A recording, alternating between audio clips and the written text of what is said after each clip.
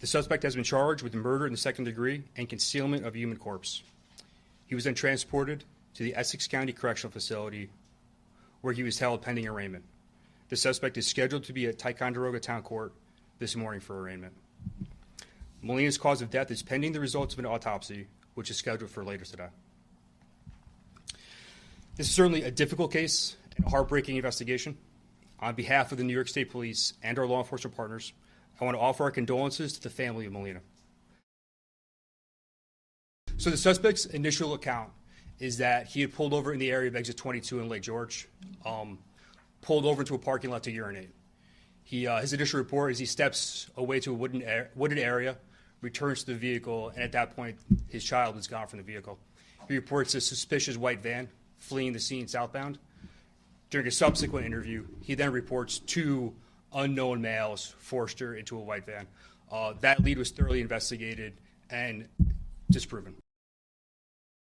On Saturday, July 19th, 2025, at approximately 10 o'clock p.m., Warren County 911 received a call from a man reporting his 9-year-old daughter missing with a possible abduction in the area of exit 22 of I-87 Northway in Lake George. The child was identified as Melina Fratolin, age 9, and the caller as her father, Luciano Fratolin, age 45. The New York State Police and Warren County Sheriff's Office immediately responded to the area of exit 22 of the Northway and initiated an investigation and attempt to locate Molina. On Sunday, July 20th, a search detail comprised of officers from multiple agencies conducted an organized search in the town of Ticonderoga, New York. In an area Mr. Fratolin was suspected of having visited. During that search detail, at approximately 10:50, members of the New York State Police Forest Rangers located Molina deceased in the shallow portion of a pond. The mother and Mr. Fratolin had been estranged since 2019.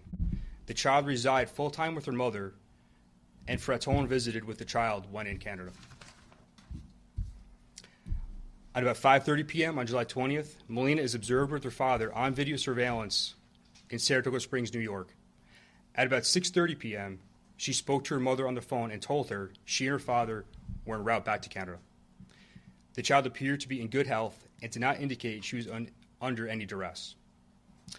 The investigation has determined sometime after Molina's phone call with her mother and before Mr. Fratolin's 911 call, he allegedly murdered Molina and left her body in a remote area where she was later discovered by law enforcement.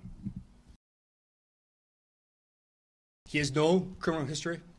He has no domestic violence history either. Just to clarify, you said she was...